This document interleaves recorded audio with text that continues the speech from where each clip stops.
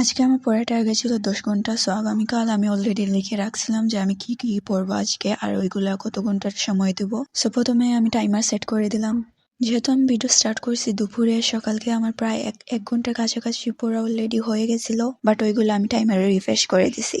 এবং কালকে আমার ইংলিশ সেকেন্ড পেপারের টেস্ট এক্সামও। এইটা বললে আরো ভালো হয় কারণ আমি এখন রিভিশন দিতেছি।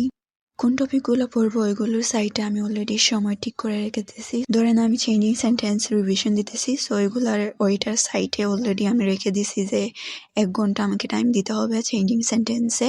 ইভেন তো চেঞ্জিং সেন্টেন্সে বোর্ড কোয়েশ্চেন অনেকগুলা কম, সো ওইটাতে বেশি সময় দিতে হয় নাই।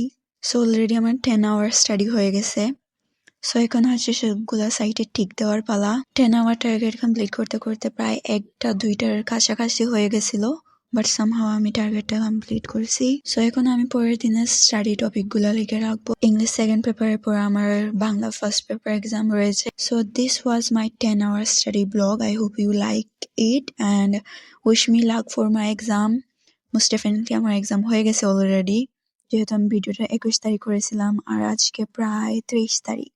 এডিটিং করতে করতে অনেক টাইম লেগে গেছে অ্যান্ড কালকে আমার বাংলা ফার্স্ট পেপার এক্সাম এবং এই ভিডিওটা আমি কালকে শনিবার 4টার সময় আপলোড দেবো। So wish me luck for the exam and see you guys on next blog. Take care, bye bye, see you and don't forget to subscribe my channel.